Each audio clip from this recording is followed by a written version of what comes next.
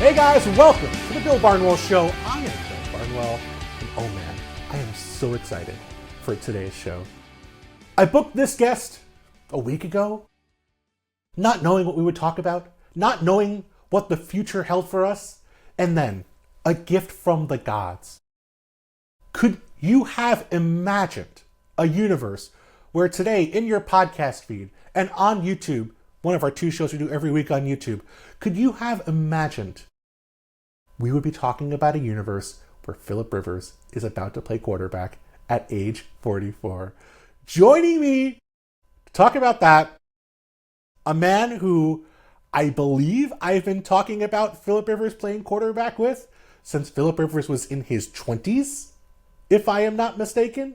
Don't know if that math is perfect, but what could be more perfect than getting to talk about Philip Rivers and our topic today, which I'll look at to in a minute, with my friend Robert Mays.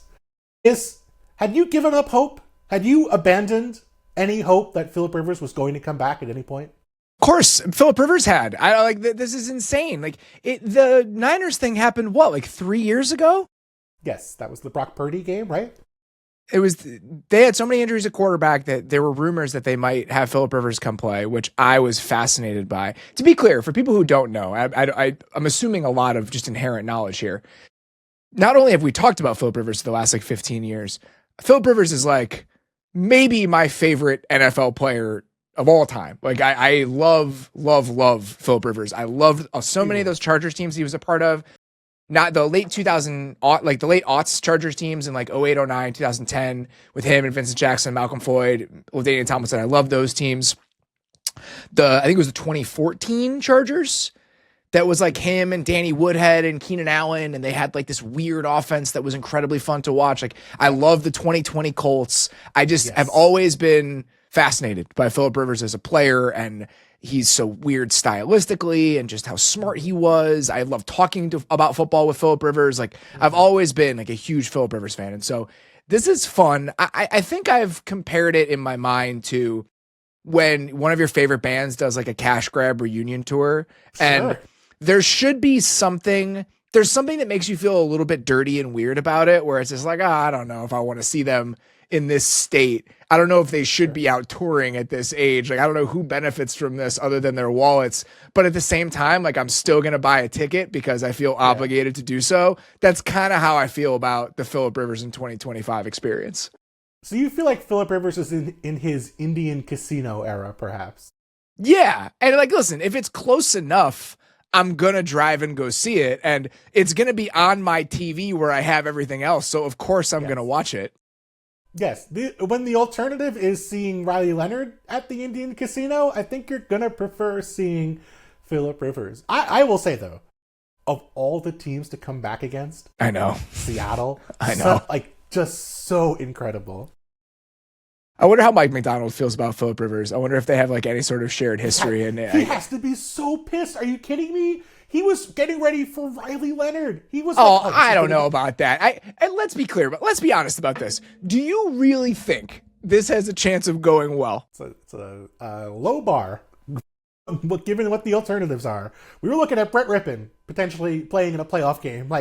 The bar is not very high for this to be a success relative to what the alternatives were. No, it's not. But at the same time, it's I don't know, man. He's 44. He hasn't played in 5 years. He's very clearly out of shape. This is CJ Anderson came back and was out of shape and ran for 1,000 yards at running back for the Rams a few years ago. I just want the best for my guy. I'm just a little bit worried about his actual physical well-being. Here is the thing, though. If there is one play throughout his career that I associate over and over with Philip Rivers, it is that dude will see a screen, see it not develop, and what does Philip Rivers do, Maze? Oh, just dirt it. That ball gets shucked into the ground instantly. Well, that's what he said today when they were asking about his weight. He was just I was never running away from anybody anyway, which is I'm not sure that's how that works, but if that's how we got to get here, then that's fine with me.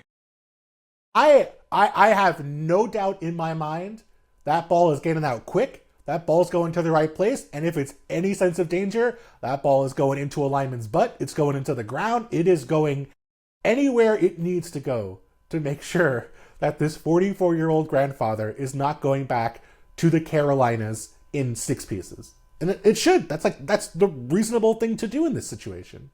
I said it when it happened, and this is still like my biggest takeaway from it, outside of the novelty of getting to watch Philip Rivers play in the NFL again. What is kind of beautiful about this is what it says about the relationship that he has with Shane Steichen. Like, the fact that he was even willing to do this only happens because him and Shane have the relationship that they do. And I've said this before, but they are so similar. It's kind of weird. Like, when you talk to Philip Rivers about football, and I've done this many times over the years. I lived in LA when he was playing in San Diego, and I was very interested in those teams. And you'll start talking about like a specific play, and it'll start as like a normal football conversation. It's like, oh yeah, we were in this formation and I saw this look and we got to this. And then the volume will like go up slowly as he talks about how the play unfolded. I can't remember exactly what it was. He made a throw against the Chiefs in like 2014 or 2015 that I remember him explaining to me. And it was just like, he gets more and more animated as he's talking about it and the hand gestures start. Shane is the same way. Like, it's the exact same way in terms of like how they talk about the sport. Like, and they spent several years together in San Diego and Los Angeles. Like, they're incredibly close.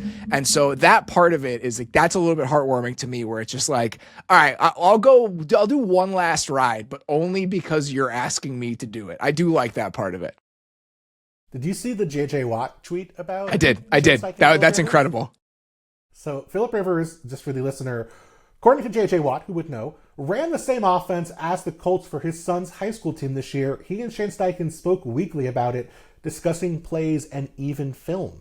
So I assume that was Colts film going to Philip Rivers' high school team and not vice versa. I don't think. I don't know, man. I don't know if I would assume that. The high school tape. I just love the idea of Philip Rivers teaching. I guess they didn't run a lot of like QB power and stuff like that this year with Daniel Jones, but like, the quarterback run game and Philip Rivers just being like, yeah, I'm not running that. That's not going to be part of our offense. This got me thinking, Maze. I started thinking about, well, if Philip Rivers can come back, who else would I want back? Who else would I want to bring back to the NFL in the swan song, perhaps, of their NFL career? Give them one more shot. Maybe not 44 years old for these guys, but maybe just towards the tail end of their career when they could still play, still make an impact. And then I realized that's a good podcast topic. And so today, on this show, I gave you some very vague instructions. We're going to talk about how we each interpreted those instructions. But basically the idea is we are bringing back players. I leaned into the era in which I have known you. So over the last 15 years, over Phil's career, it's okay if you picked a player from the past. If you picked like OJ or something, it's going to be a little weird. But OJ, that was the first player from the 70s I could think of. If you picked Jack Youngblood, it's probably going to be a little weird. I did not do that. Okay. There's one guy who's like 2 eras ago on my list. That's the only one. Everyone else played between like 2010 and 2012. Okay, so we are bringing players back, not from the dead, but from the past, to play for teams who need help right now. The Colts really needed Philip Rivers. I don't know if any of these teams need a player as badly as the Colts needed a viable quarterback, but we're bringing players back from that era. And for me, the twist I put on this, or maybe the sort of the thing I wanted to do with this, and you don't have to have done it this way, I just chose to do it this way. I didn't pick any Hall of Famers. My logic was basically, like, every team's going to be better if you bring back 2007 Tom Brady, if you bring back 2014 Calvin Johnson or 2012 Julio Jones. I don't need to do that. I tried to bring back some players who have some ties to organizations in the way that Philip Rivers did with Shane Steichen, although in some cases it didn't really work out that way. But basically wanted to try and find players who are not Hall of Famers, which unfortunately I don't know if Philip Rivers is going to be a Hall of Famer. I hope so one day, but I'm a little skeptical. But sort of like, let's try to bring back players who would be a fun fit for these teams. Did you have, I feel like before we were talking on the show, before the show started, you felt like you had a twist or a distinction as well. I did all players that once played for these organizations. Perfect. Okay, great. Yes. Some of mine are Hall of Famers, but it's not fine. Like I didn't drop like Aaron Donald onto the Rams. Good. Okay. Like There's one that I feel like is kind of cheap in that way, but positionally I think it makes sense, and that's why I don't feel that bad about it. But other than that, and then I lied. There are three guys from like 2 eras ago that played in like their 90s, early 2000s. Three guys of like the 16 that I have. That's fine. If you have a guy who at least threatened to play in the HD era, that's fine. Yeah. Okay. Nah, all of mine fit that bill for sure. Okay. I did not necessarily pick players who played for an organization, but I did pick players who have some ties to maybe the coaching staff or some of the people involved in the organization. So maybe that will be kind of a place where you cross over. I have to let you go first. I feel like I'm so intrigued to hear who you picked. I mean, I got a lot of fun ones here. Can I do a couple that for teams that aren't currently in the playoffs? Do whatever you want, dude. It's a podcast. Well, did you have players for the Chiefs and Ravens? No, I did not pick a player for the Chiefs or the Ravens. Okay, I'll do those very quickly. I've wanted this forever, and I actually think it makes a ton of sense. Why can't we just put Jamal Charles onto the Chiefs? Like, how badly do you want to see Jamal Charles play with this era of the Kansas City Chiefs? I've said this for like 5 years, but I think this year it's become even more pronounced as we've realized the limitations physically of the Kansas City Chiefs running back room. So that was an easy one for me. And then maybe the easiest one, it's their biggest deficiency on offense. It is the position he played. Marshall Yanda back on the Ravens. That checks out. I have a guard as well. I have many guards. You have many guards. A lot of teams get offensive line help. I have a couple tackles. I only have one guard. I think those are great. I mean, Marshall Yanda would make perfect sense.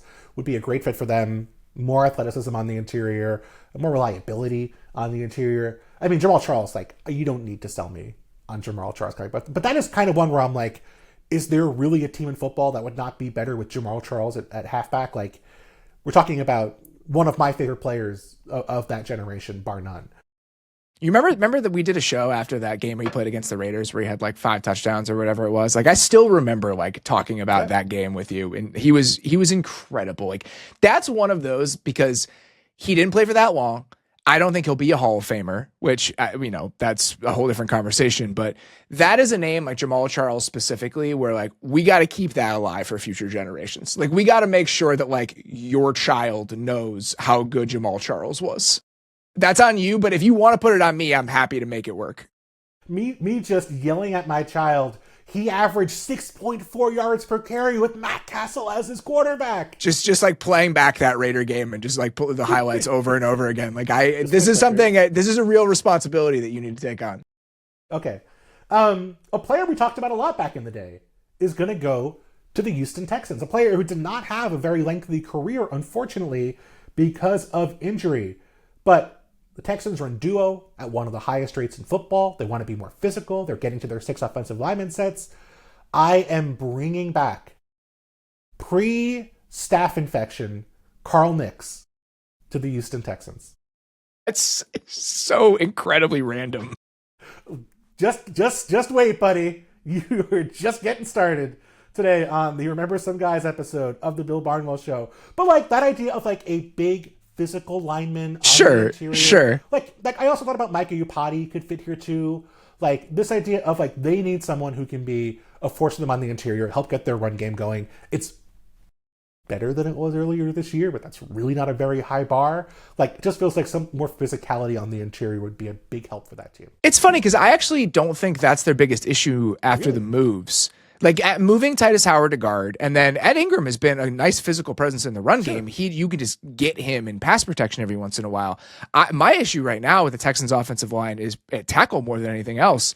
And so I just went a place that I thought was very easy. I just threw Dwayne Brown back on the Texans.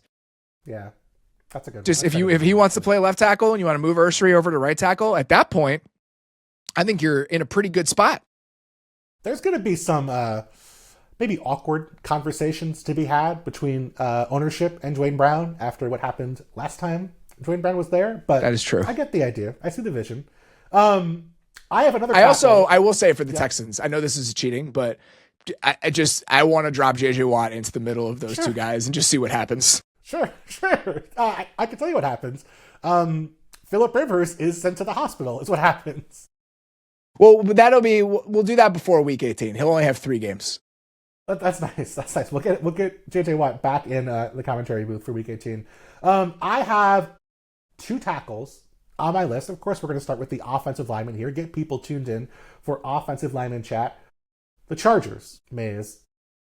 Jim Harbaugh has a left tackle from his past that would be a great fit for this Chargers team.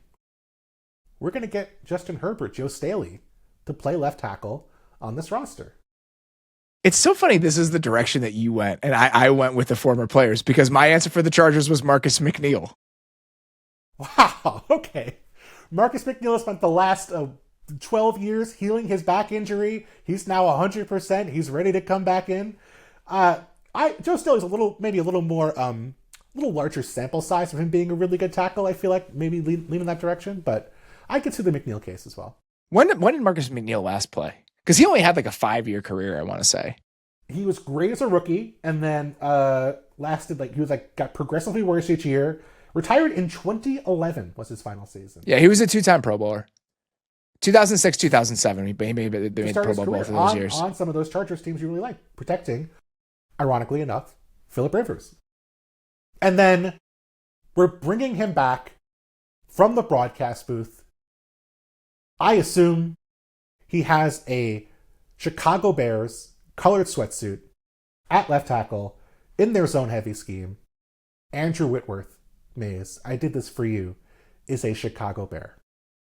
I do love that. I will say, I do not think that's the biggest need on the Bears, and that's not the thing I would address the most. What would you pick? Defense. Just like give me some sort of defensive player.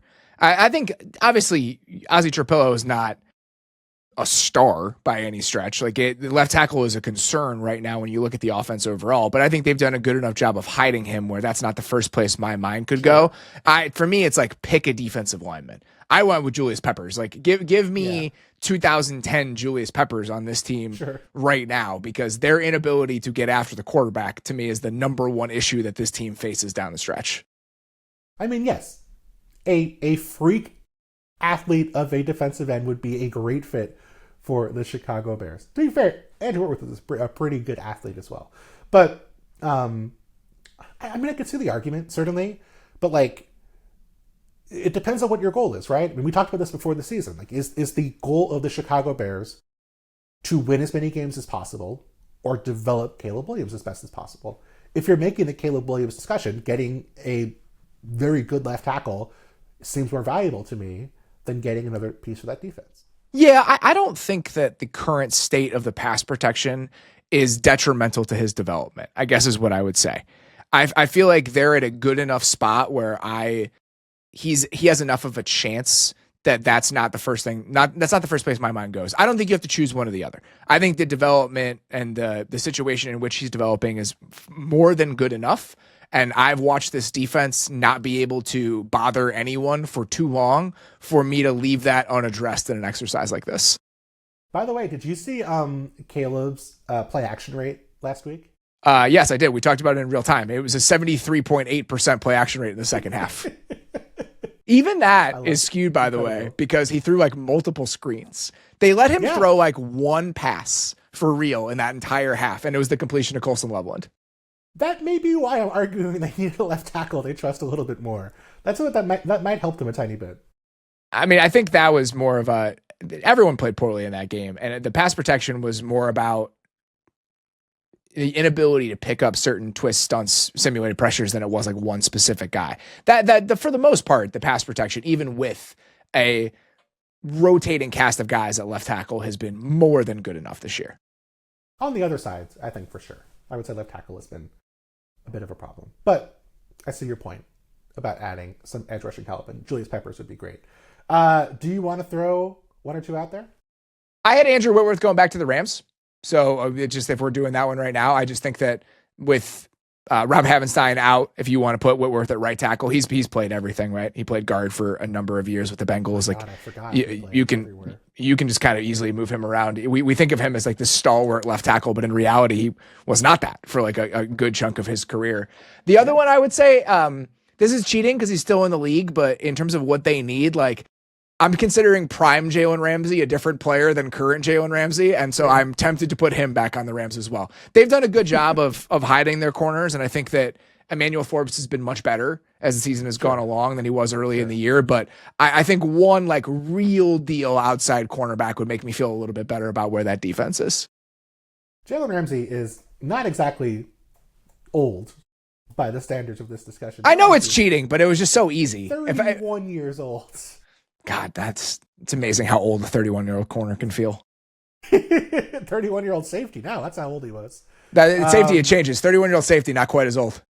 That's why I'm saying that's why he's now a safety as opposed to a cornerback.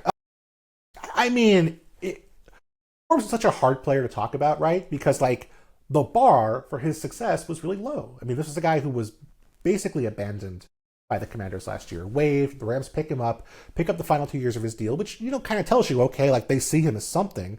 He starts the year in the lineup, which I was a little surprised by. He gets roughed up a bit, shall we say, by A.J. Brown early in the year, who just seems to torment this poor cornerback wherever he goes.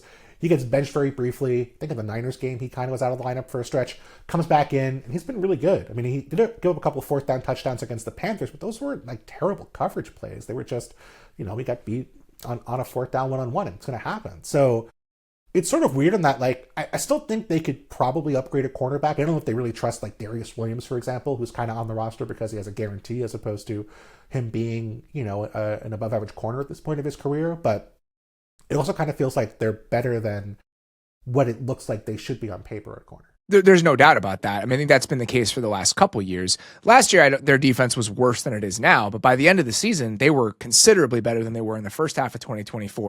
And they were doing it with this group of cornerbacks. Essentially, Okel Witherspoon was in for Emmanuel Forbes. And they didn't do anything to address this offseason. Like, this team specifically, I think that the way they see certain positions and the way they feel urgency at those positions is just different than it is for a lot of other teams. Like, they're looking at outside corner, they're looking at linebacker, and they're just like, we'll be fine. I don't know, we'll be fine. And I'm sitting there in August, like freaking out about it. And ultimately they get to a workable place. And so they're one of those teams that I think a couple other examples come to mind where I just want a team to do a little bit more at that position every year. They don't do it. And then it's like, it was fine. It didn't really matter. But it's funny because it evolves so differently, right? I mean, go back to the early days of the McVay era. They trade for Marcus Peters. They trade for Jalen Ramsey. They sign a guy. Talib. Well, it's funny you mentioned that, Robert Mays, because the next guy on my list is Aqib Talib. Can you guess where? Can you guess where I'm sending Aqib Talib? A team that needs I would say outside Eagles cornerback. It is the Philadelphia Eagles. Could you imagine this dude snatching chains in Philadelphia in front of those fans? He would be a folk hero in that secondary. I actually really do like that. I really do like that. I had a couple corners as options for the Eagles as well, and get guys that have played for them. I said Asante Samuel Jr. Yeah. Or excuse me, Asante Samuel, not Asante Samuel Jr. Asante Samuel Sr. Or like 2022 Darius Slay was my other one. We just go back like 3 years. Yes. You're really. I'm trying. Like, you're either like really rewinding the clock or like just rewinding it a tiny bit, which I respect. I was trying to limit the scope by doing guys that have played for these teams, and so it gave me fewer options, and so I had to cheat a little bit in a couple of those situations. I love Aqib Talib on the Eagles. I mean, I think this is more of a zone team than a man team. And so I don't know, maybe schematically he's not the best possible fit. This might be like a Nnamdi Asomugha situation in reverse. But the other guy I would say, just in terms of guys that have played for them recently out of the league and at a position of need, let's just drop Brandon Brooks back onto that offensive line and see how it goes. Yeah. I mean, it's sort of sad that we're looking at a line that has like 4 superstars and we're like, if they could just fix that 5th spot, they would be in such good shape. But I also think it's partially that the guys who are considered superstars aren't playing that way right now. No question. Like Landon Dickerson. Yeah, like Lane Johnson's not playing. Landon Dickerson's been dragging his limbs around for the entirety of the season. But if we can drop a semi-prime Brandon Brooks into the Tyler Steen spot, I think that would go a long way. Yeah, I mean, cornerback seems like the obvious one. I think guard makes sense. I also thought about tight end, like thinking about like what can they do to mix things up. It feels like they don't really have a ton of confidence or explosiveness maybe when they were in 12. Like maybe getting them a more explosive tight end or someone who can be kind of a secondary piece might have been valuable in some ways. I feel like corner just feels like such an obvious fit, though. It feels like that's the one thing where it's not their biggest need. Obviously, they're great at cornerback in the other two spots, but it just felt like sort of like the Broncos with like if you could just replace Riley Moss with a really good cornerback. Although I didn't pick cornerback for the Broncos, like you wouldn't really know what to do with them on defense. It kind of feels like that's something you could do with the Eagles. Yeah, I think a corner is probably the first place my mind went. The Brandon Brooks thing was just that he played for the Eagles, and that position on offense specifically is one where they could use an upgrade. And so I thought that was a fun little, slightly off the beaten path one. Yes, you mentioned another player on my list. You mentioned Nnamdi Asomugha. I nominated him as a cornerback for the Green Bay Packers, where they play a ton of zone. They have cornerbacks who we saw in that Bears game for Keyshawn Nixon. It can be very hit or miss. The hits can be very fun, and the misses can be very painful. I just thought about the idea of like a rangy, super athletic, good tackler, like obviously at his peak, a phenomenal football player, although people really remember what it was like at the end with the Eagles where it ended very quickly. But just this idea of if you can get the Packers one more cornerback, it would just be such a scary defense. And they're already really scary as is. Exactly where my mind went, and I picked Tramon Williams.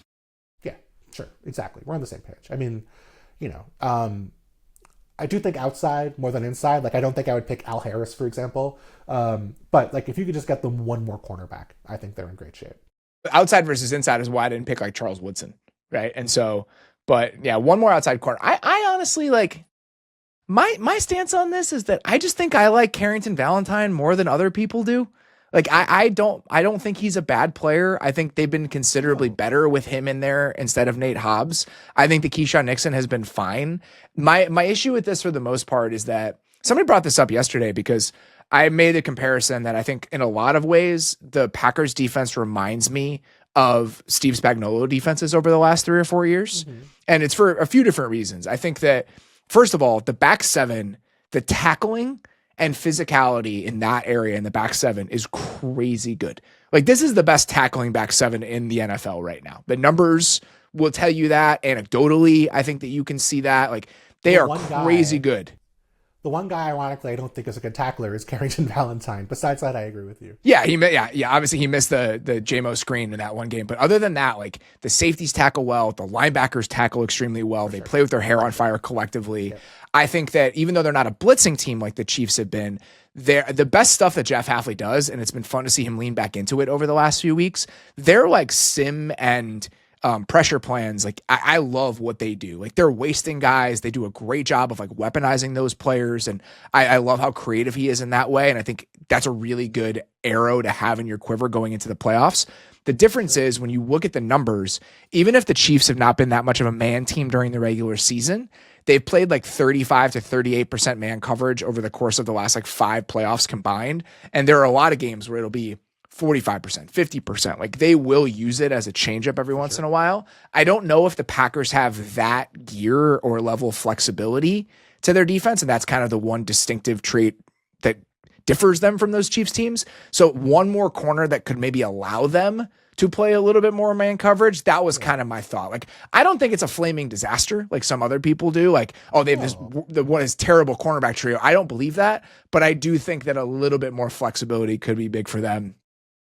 Just because you often need another gear in the playoffs. Right. I think that makes sense. That wouldn't be awesome. To your point, though, about the sim pressures, all the stuff that they've run in recent weeks, I think you have to remember, a lot of the stuff is predicated on how teams are going to try and block up Micah Parsons. And all due respect to the guys Jeff Hafley had before the year, he got Micah Parsons dropped in his lap a week before the season. Like, it's not crazy to think that, like, it was going to take some time to build stuff that really played off of how teams are protecting against Micah Parsons. And so you think about Mike Zimmer's defense last year in Dallas, which was a disaster in some ways, but like all the double mug stuff they did, all the A-gap pressure they did, like Zimmer had the entire offseason to build his defensive game plan around how are teams taking care of Micah and what is that creating for us elsewhere. That was something they used with great success when they had Micah Parsons on the field last year. For Halfway, you can install some of that stuff quickly, but it's not like you can do what you would do with a full off season to prep all that stuff and get it all ready. But the funny thing for me is, though, that I actually wanted them to just do the stuff they were doing last year. Like that's what was frustrating to me, is that the simulateds and the way that they manufactured pressure last year was, in my opinion, like one of the best things that they were doing. And if you look at the numbers, like they just weren't doing it very much early in the season. They've done it a little bit more now. And I think that there are times where when you get a player like that, your response is, well, we can just be a little bit simpler in our plan because now we have one of the best pass rushers in the world. Well, it's like, well, it doesn't have to be mutually exclusive. Like you can still do all the funky stuff that you were doing before and just weaponize that guy in different ways. And it feels like they've really started to tap into that. Yeah. And it gives you another option in like a single game matchup as well when you need a counter. Like I go back to that Rams-Bengals Super Bowl where the Bengals were just sliding their protection from the center over every single snap to Aaron Donald, and the Rams counter eventually was, we're just going to bring 5 men onto the line, force you to 5-0, play one-on-1, and then we're going to drop a guy out. You don't know which guy's going to drop out. It's going to be 4 versus 5. We're still going to be sound, but now we have a one-on-one for Aaron Donald. We have a one-on-one for Von Miller, and that swung the game. That's what got their pass rush going and won them that game. And so having that ability, just be like, well, we can make this one small shift, and suddenly you have to change the way you protect and change the way you play on defense. That's a really valuable thing to have, and you don't necessarily have that if you don't have a dude teams are terrified of one-on-one. I have another player, another Robert Mays favorite from the past, who played for this team in the past. If I give you the team, I feel confident you can name the player. The San Francisco 49ers. Is it one of the linebackers? It is not one of the linebackers. Interesting. It is a player near and dear to your heart. A player who Justin Smith? Sure it is Justin Smith. With the Niners, I totally understand going with Justin Smith, who I love, fellow Mizzou grad Justin Smith, or he attended the school. I don't know if he graduated from there. I did. Wow. I don't know. I don't see. He was a top 5 pick. He may not have finished out school. Who knows? Wow. He didn't need to graduate. Keeping the University of Missouri education. If you didn't walk, don't even talk to me about being a Mizzou product. Listen, we claim them anyway. Brad Pitt didn't graduate, but he went there for like 10 minutes, and so we like to talk about that. With the Niners, you could literally pick any defensive player. Like any defensive player based on the current state of the defense because everyone is hurt. And so I went with Navarro Bowman just because I thought Patrick Willis was cheating. It is. You're right, actually. Navarro Bowman would be perfect. I mean, having that ranginess, the physicality, I think they frankly done an admirable job given the circumstances they've been dealt this year. Yes. But oh man, it would be so nice to get that kind of athleticism back in your defense. Well, the funniest thing about the Niners is the two positions they need the most. Like you could just pick guys who are currently on the Niners. Like you don't have, yeah, exactly. Just like, I just want healthy Nick Bosa and Fred Warner. Those are truly the best 2 options for what this defense needs. And they're already on the team. I was writing about, the MVP case for this week, and I watched the final drive of that Niners Seahawks game where Nick Bosa strip sacks Sam Darnold to win the game. And it was just like, wow, this guy used to be on this team. That was 2 months ago, and it feels like a decade ago at this point.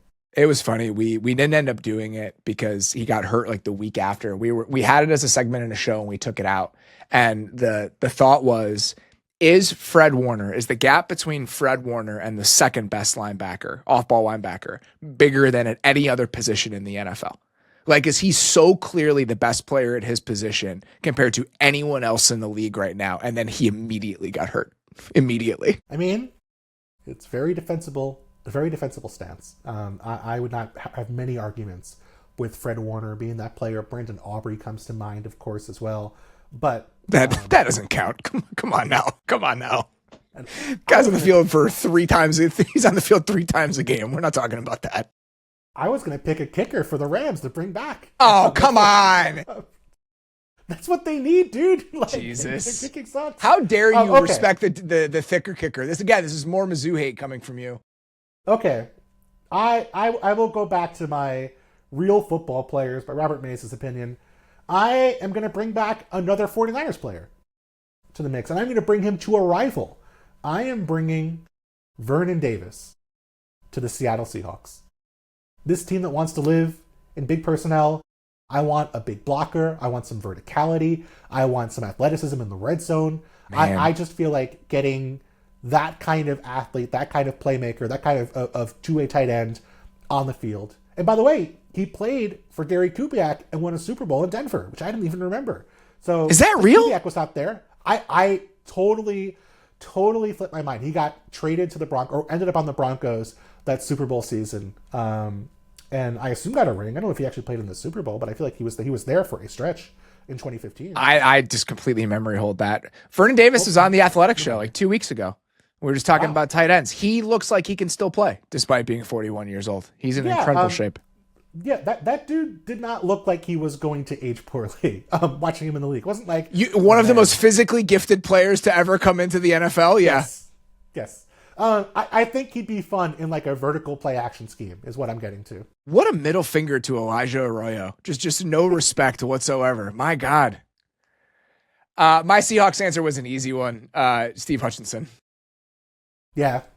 This team needs a guard, right? I think he played left guard, but just toss him at right guard, and I'm sure he could figure it out.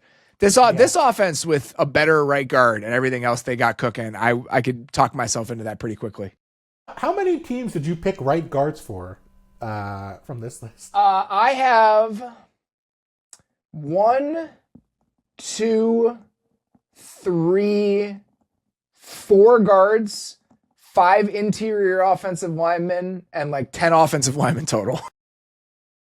Do you want a lightning round through the rest of your offensive linemen? No, come on. I got like 3 more. We wouldn't need to burn them that quickly. Do you want me? Okay, I'll give you my last guard. How do you like that? Sure. Finish up your guard board. What if we just drop Logan Mankins back on the Patriots? How does that sound? Right? I do like that. I think that's actually better than my pick for the Patriots. I feel like if you had Will Campbell back, it'd be even better. Like I almost feel like you might want to prefer a tackle just because theoretically that should slow down Drake May, although it hasn't so far. But Mankins would be such a good fit. My thought is that Will Campbell's going to be back this year, right? And so if Will Campbell's going to be back, I didn't need a solve at left tackle. Even with Jared Wilson healthy, Jared Wilson is a converted center who is a third-round pick starting for a team that wants to win the Super Bowl. I think Jared Wilson will probably be fine in the long run, but solving my problem there with Logan Mankins and just having that left side be a solidified area heading into the most important games of the year, that's a route I'm willing to take. Yeah, I mean, you could bring back Damian Woody, my ESPN colleague, who can play every position on the line. He just said he wants to come back. He said yesterday on Twitter that he's ready to go. I'm sure he does want to come back. He's done shows with me. I'm sure he's sick of that by this point. I said Eric Berry for the Patriots. Eric Berry, I like that one. But a safety with some physicality, some range, who can hold up when they want to play man, who can be, I feel like they're figuring it out at safety. Like that is they're young. The strength of their team. They're young, but like Eric Berry could not stay healthy. But when he was healthy, oh man, this dude was a monster. He was an incredible player. But yeah, it's just at safety, that's one of those areas. You can't fix the whole roster in one offseason based on where they were a year ago. And safety is one of those spots that just needs a little bit of addressing. Yeah. Do you have a center as well? Did we not name our center? Yeah, this one's easy. He almost did it. Frank Ragnow. Can we just put Frank Ragnow back on the Lions? I've talked about this. I haven't talked about it with you. What do you think happened with the Frank Ragnow hamstring story? I think he's the toughest player in the history of football. Okay. So that's the angle you're going. I don't know. I mean, what else would it be? What else would explain you walking into an NFL building with the hamstring, with one of your hamstrings hanging off the bone, and you just not really knowing? It just seems bad. It just seems like, did he talk himself into it not being that big of a deal? How old is Frank Ragnow right now? Not old enough to be walking around. Frank Ragnow's 29. He's 29. Okay, I'm 38. Yep. I did not play in the NFL for a bunch of years. If anything about my like physical situation is imperfect or a tiny bit uncomfortable, I'm aware of it. I'm aware of like me sleeping wrong. I'm aware of when my neck is feeling a little bit tight. Like every single deviation from me at my best, I'm deeply aware of at this point. And so a man not knowing that he had like a grade 3 hamstring tear or just not thinking it was a big deal is so far removed from my lived experience. I can't even describe it to you. That's the part that I think I come back to is, did he genuinely not know, or did he know and just say, whatever, they won't care? It's Frank. Great question. I actually really am interested in the answer. I mean, if anybody can find out, be Brandon Thorne. But if Brandon Thorne's not available, I'll ask you to find out instead. I'll ask our Lions writer Colton and see what he has to say. I'm curious now. Just incredible. Just blows my mind. I had a different Lions player with experience playing under Dan Campbell. All of 3 games worth of experience playing for Dan Campbell. But in those 3 games, Maze, Cameron Wake racked up 7 sacks. I was wondering if Cameron Wake was going to be part of this. I almost dropped Cameron before I was doing players that had played for these teams previously. Cameron Wake was going to be my bear that I chose just because I have such a soft spot for Cameron Wake. 7 sacks in 3 games for Dan Campbell in Miami, and then he tore his Achilles.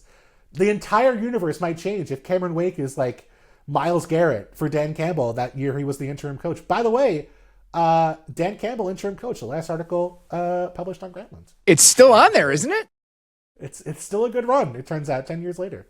I think if you guys go to Grantland.com right now, I'm pretty sure. Oh, no. Okay, they took down the little thing, but there was if you click on the triangle. Yeah. I want to say that it's still up there. Yeah. If you click on the triangle at Grantland.com right now, the top story is 5 minutes with Bulls coach Fred Hoiberg by Zach Lowe, which is incredible. The fact that will remain there for all time. Bulls coach Fred Hoiberg is amazing. But if you go down like 3 or 4 more spots, you get NFL Week 8 picks the weight of the interim label by Bill Barnwell with a very young 2015 facial hair Dan Campbell staring back at you. Yeah. Didn't work out in Miami. It worked out a lot better for him. And then about 3 spots down, you have me writing about rookie sensation Todd Gurley. Ooh, no. Oh, no. What a time. I felt old and young at the same time somehow. I didn't know that was possible. Dude, the GIFs in here still work. How is that possible? The CMS. The good old days. It's incredible. Good on the back end for sure. Good on the back end for ESPN.com. Is I there know a Frank Oh my God. There's a Frank Signetti reference in here too?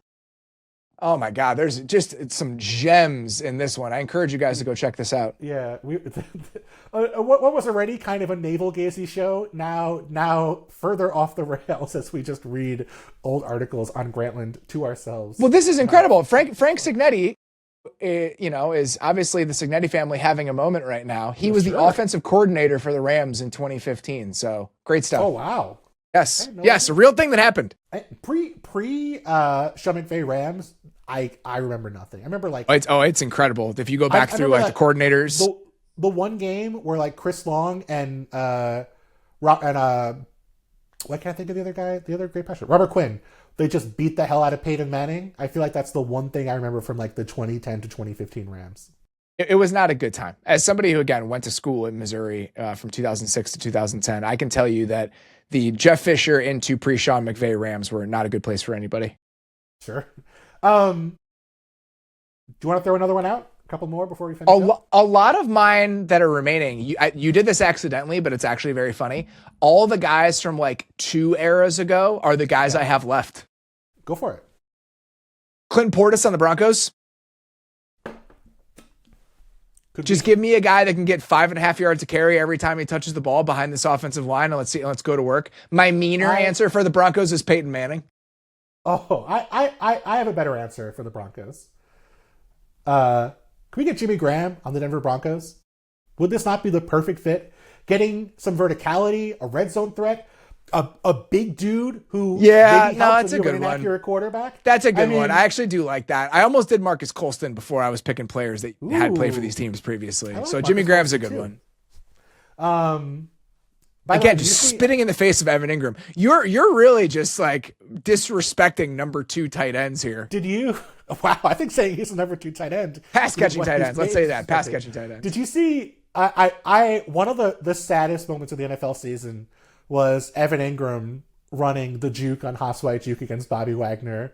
Time comes for us all, buddy. Just seeing Bobby Wagner just frozen staring at this juke route and just seeing Evan Ingram just accelerate past. I felt so bad. And Evan Ingram isn't a young man. No, he's not.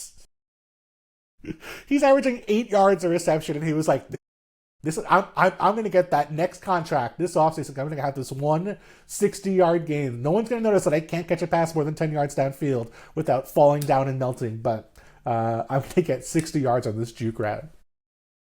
Oh, it was so mean. I felt so bad. We've got a couple others from that general era, like 90s into early 2000s. Tony Baselli's in the building in Jacksonville. Yeah, he is. I'm not sure he's in fighting shape, but he's there. Like, he's got an office next to James Gladstone, so he can just walk down to practice if they need him. You're bumping Walker Little to put him playing the left tackle? Yes. Where are you putting Walker Little? On the bench? I think so. Walker Little's fine, but I do think just an upgrade for that offensive line in general, it might be worth seeking out. And so Tony Baselli was my answer for the Jags. And then this one's also cheating just because any team would be better with him, but going back and rewatching that Saints-Bucks game and watching the middle of the field defense for the Bucks, let's just give the Bucks Derek Brooks. Let's just put Derek Brooks back in the mix here. Okay, yeah, let's add a couple Hall of Famers to the Bucks defense. I tried to be a little more realistic in this incredibly unrealistic exercise. I said Carlos Dansby because he played for Todd Bowles in Arizona. I do like that. Yeah. Then I just got nostalgic thinking about the Darrell Washington era. In Arizona and all like the cross dog sacks he had, and really had a moment with Darrell Washington there. We had some weird Cardinals teams over the years, man. Just some really, really weird Cardinals teams. My last one was Troy Polamalu to the Steelers. So if you're talking about cheating, okay. Yeah, yes. The Steelers said, you know what, our secondary is not old enough. Let's get a 43-year-old Troy Polamalu back in the mix. Oh, they're not in their 40s in this exercise. And the reason I think it's okay is because safety is an area of need for the Steelers. I legitimately think that obviously these guys aren't stars, but the current iteration of the Steelers defense with Brandon Echols in the slot, James Pierre outside, and Joey Porter, I actually like the way those corners are played. I actually like the way that they've deployed them over the last month or so. And so Kyle Duggar, has had his couple moments since getting traded, but an upgraded safety is kind of like the last thing I'd want for the Steelers, and linebackers that don't look like cats chasing lasers whenever there's some sort of eye candy. But there weren't any obvious options for me at linebacker compared to safety. Yeah, the Steelers don't have any famous linebackers. That's true. Yeah, I know. We'd have to go too far back. I would like to see them add another tight end in this universe. Just because, why not? Why not? You're already playing 3 of them a fair amount. How is that even almost justifiable? The real answer here is probably Antonio Brown, but it becomes pretty complicated pretty quickly. Imagine if 29-year-old Antonio Brown comes through the time portal. You're like, oh, I have so much to tell you about Antonio Brown. Don't go to Dubai. I don't think Mike Tomlin wants to be a part of that either. No, that might be the one thing that gets Mike Tomlin out of Pittsburgh on his own accord, moving the Antonio Brown situation. I had one more, and it is not a fit at all in terms of former experience. Might even be good, but we have not picked anyone for the Buffalo Bills. That's right. I also didn't pick anybody for the Bills. I somehow missed out. Am I missing any other teams we have not hit on yet? I think we had all the other ones. The Bills, for some reason, I missed the Bills. I will give you my Buffalo Bills one. You can think about it while I'm explaining this one. I gave them Jordy Nelson. I wanted Jordy Nelson? Why not? What a random guy. I love Jordy Nelson. What a random pick. Was I supposed to pick Stevie Johnson or Eric Moulds to bring back? Andre Reed. Okay, yeah, if we're bringing back early 90s Hall of Fame dudes. Andre Reed never played a game in high definition television. Andre Reed is 61. 1 years old. Listen, if Phil can do it at 44. Yeah, you know what? I mean, if Gabe Davis gets hurt, they're going to need a 5th wide receiver. I'm sure Andre Reed can pick up the playbook pretty quick. I'm telling you right now, if there is a team that's going to sign a 60-year-old former player from the organization based on their recent history, it is the Buffalo Bills. It is, but they would sign a player from the Panthers organization from the early 90s, not the Bills organization. I just wanted the guy who can win against man coverage. I want someone who can win all over the field, maybe a little bit of threatening teams vertically. I just feel like they need a guy who can win against man coverage. And give me Stevie Johnson then. I'll take Stevie Johnson any day of the week in that situation. I was thinking about Golden Tate maybe as just give me a dude who can get open. They don't have that guy. I just love and Jordy Nelson was obviously a Pro Bowl, very productive player, but sure. you just hunting in the very specific non-superstar category of 2012 wide receivers here is very funny. Sure. Where else was I supposed to go? Do you want to bring back Peerless Price? You just want a downfield burner for the Bills? I feel like that's what we need is we need one guy where if it's 3rd and 5, you know what? Then give me Stevie Johnson. That's exactly what Stevie Johnson is. Okay, that's fine. Stevie Johnson coming back through the time portal to make up for the drop would be an incredible moment for the Bills before they close Ralph Wilson Stadium. I literally cannot think of any more football players. Those are all the players I had on my list. I just love that you took the first possible opportunity to do a Remember Some Guys podcast in the middle of the NFL season. I just undying respect for you. If there was ever a time to do one, is it not Phillip Rivers coming back to play professional football in real life? I still can't believe that's real. What if he retires before Sunday? What if he just gets to the field on Sunday and he's he's in now. He's in now. I wonder. Here's the thing that could maybe push him to that place.